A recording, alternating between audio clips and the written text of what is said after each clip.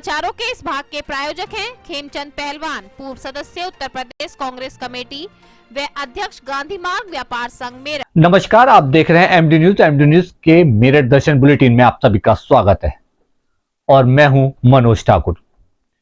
आज दिन भर की तमाम खबरों को मैं बताऊंगा आपको और दिखाऊंगा किस तरह से मेरठ के अंदर क्या क्या घटना घटित हुई।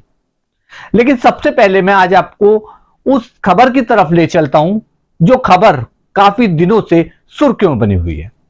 मेरठ दर्शन के माध्यम से मैं खुद ग्राउंड जीरो पर पहुंचकर मैंने खुद देखा कि आखिर सच्चाई क्या है। तो मैं आपको बताता चलूं, रैन बसेरा, जी हां, रैन बसेरे की तैयारियां सर्दी की शुरुआत होते ही शुरू हो जाती हैं और रैन बसेरों की साफ सफाई के साथ रंग रोगन होता है और उसके अंदर जो सुविधा दी जानी चाहिए वो सभी सुविधा दी जाती है। अब मेरठ के रैन बसेरों की बात करते हैं तो मेरठ के अंदर जो रैन बसेरे हैं, सभी रैन बसेरों के अंदर इस वक्त नगर निगम द्वारा तैयारियां पूर्ण कर ली गई हैं।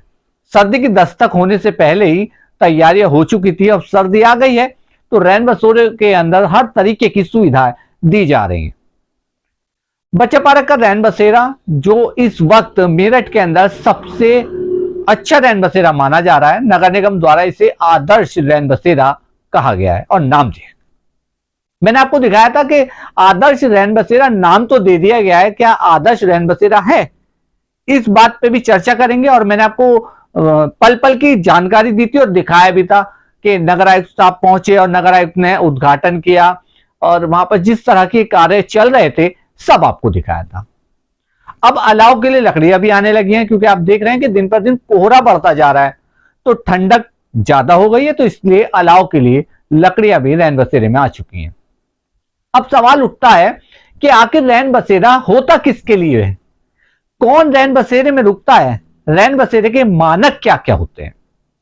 तो मैं आपको छोटा सा सवाल एक आपसे पूछूंगा और आपको मैं बताऊंगा भी आखिर रैन बसेरा क्या होता है। रैन बसेरा असल में वो जगह होती है जहां पर गरीब बेसहारा लोग रात को स्टे करें। जैसा कि आप सभी जानते हैं सर्दी की रातें होती हैं तो उसके अंदर जो जिनके घर नहीं होते, जो फुटपाथ पर सोते हैं, जिनके ऊपर छत नहीं होती, उन व्यक्तियों के लिए रैन बसेरा होता है ताकि वो वहां पर जाकर रात बिता सकें और अपनी सर्दी से जो अपने आप को बचाना है वो बचा सकें। लेकिन रैन बसेरों का इस्तेमाल आजकल कुछ पूंजीपति भी करते नजर आ रहे हैं जो एकदम बिल्कुल सरासर गलत है। आज मेरठ दर्शन के संवाददाता साजिद सिकंदर बच्चा पार्क के रैन बसेरे पर पहुंचे तो वहां का नजारा क्या था मैं आपको बताता हूं। सबसे बड़ी बात, रैन बसेरा बेसहारा लोगों के लिए रहने की जगह है और वो भी रात गुजारने के लिए। लेकिन वहां पर कुछ स्टूडेंट रैन बसेरे के अंदर रुके हुए थे, जबकि स्टूडेंट अगर अपने घर से एग्जाम देने के लिए कहीं पर जा रहे हैं तो वो रैन बसेरा नहीं होटल ढूंढते हैं या आराम घर ढूंढते हैं। लेकिन यहां पर कुछ उल्टा ही देखने को मिला।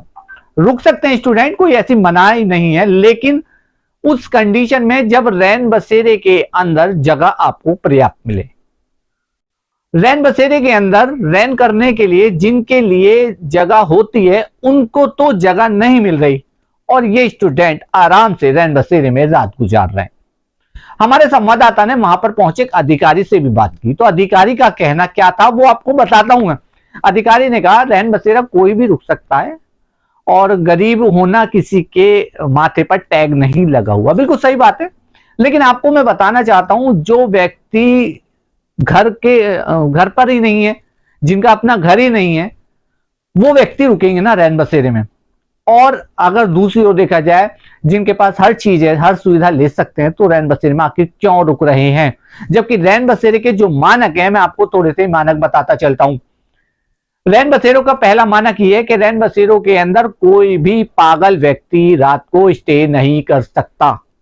दूसरा, रैन बसेरे के अंदर कोई भी रुकने वाला व्यक्ति कोई क्रिमिनल ना हो, कोई केस ना हो उसमें, और सरकार द्वारा, पुलिस द्वारा उसके ऊपर कुछ भी जिला बदर की धारा ना लगी हुई हो। अब इन चीज को चिन्हित करने के लिए रैन बसेरों में जो रुकने आते हैं उनके आधार कार्ड, पहचान पत्र ये लेकर उनकी एंट्री की जाती है। ये तो रैन बसेरों के मानक होते हैं। अब रैन बसेरों में रुकने के लिए किसी भी व्यक्ति को कोई अलग से शुल्क देना नहीं पड़ता है। शायद इसी शुल्क को बचाने के लिए, इन्हीं पैसों को बचाने के लिए स्टूडेंट रैन बसेरों का सहारा ले रहे हैं। मैं आपसे एक बात कहना चाहता हूं, रैन बसेरों में आप रह सकते हैं यदि आपको जगह नहीं मिल पा रही है, लेकिन रैन बसेरों पर हक तो उन्हीं का बनता है जिनके ऊपर छत नहीं है, आशियाना नहीं है।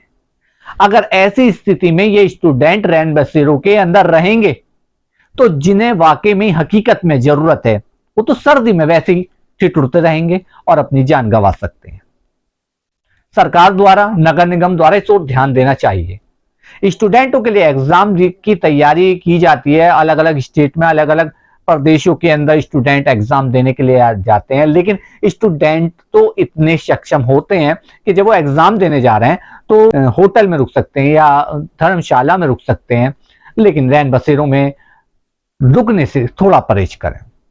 हमारे संवाददाता ने पूरी जानकारी ली और जिसको मैं आप तक पहुंचा रहा हूं। सबसे पहले मैं आपको दिखाता हूं आखिर ये शख्स बिल्कुल फिट हैं, हर तरीके से सही हैं, सक्षम लग रहे हैं और फिर भी रैन बसेरे में रुकने के आए। तो एक नजर देखिए इन शख्स पर कि रैन बसेरों में रुकने के लिए ऐसे व्यक्ति आखिर क्यों आ रहे हैं।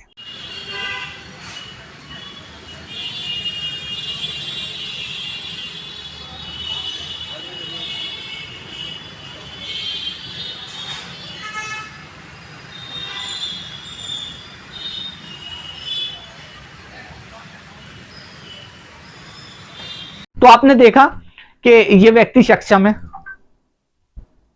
हाल डाल चाल सब आपने देख ली, लेकिन फिर भी रैन बसेरे में रुक रहे हैं। तो जिनका जो हक है वो हक मर रहा है ना। अब आपको मैं दिखाता हूं उन अधिकारी महोदय के जवाब। देखिए, अधिकारी महोदय ने जवाब सही दिए, मैं उनकी बात से असहमति नहीं जताता हूं, लेकिन मैं एक बात कहना चाहता हूं कि रैन बसेरे में सबके लिए हक है, लेकिन जिनको जरूरत है पहला हक तो उन्हें ही मिलना चाहिए। जबकि रैन बसेरे में इतनी जगह नहीं है, इतने बेड, इतने बिस्तर नहीं है, फिर भी इतने स्टूडेंटों को रैन बसेरे में रुकने की अनुमति आखिर कैसे दे दी गई। और जो बेसहारा हैं, जिनके पास छत नहीं, आशियाना नहीं है, वो आखिर रुकेंगे कहां। तो आप सुनिए अधिकारी महोदय ने हमारे संवाददाता से क्या कहा, नजर डालते हैं। रैन बसेरा गरीब आदमियों के लिए है। जी जी गरीब आदमी वो जो रातों को सो रहे हैं। जी जी अब यहाँ पर आ रहे हैं स्टूडेंट कानपुर जी। से, आगरा से। जी जी हम पेपर देने आए हैं। जी जी थोड़ा बहुत बोल दीजिए। नहीं तो जो लोग बाहर से आए हैं चिकित्सा के लिए, शिक्षा रोजगार के लिए, किसी के लिए आए हैं, अगर वो उनके लिए व्यवस्था नहीं है, गरीब लोग हैं जो भी, वो इसमें रुक सकते हैं। जो स्टूडेंट आगरा से आ रहा है या कानपुर से आ रहा है एग्ज़ाम देने, जी जी शायद वो गरीब नहीं है। नहीं, गरीबी का प्रमाण पत्र थोड़ी उसके बाद मांगा जाएगा। जब उसमें आश्रय है, छात्र सब गरीब ही रहते हैं, जरूरी थोड़ी हर छात्र अमीर हो। जो छात्र अमीर होता है वो रैन बसेरों में हर कोई नहीं रुकना चाहेगा। अमीर छात्र वैसे होटल लेकर रुक लेंगे, गरीबी यहाँ रुकेगा और उसमें जगह है तो रुक सकता है, उसमें कोई दिक्कत नहीं है। दिक्कत नहीं है। हाँ। लेकिन आज पहली बार कम से कम 8 साल में कुछ छात्र आया। जी जी इसमें कानपुर से आया हूँ। हाँ हाँ और वो यहाँ पे रैन बसेरे में रुक रहा है।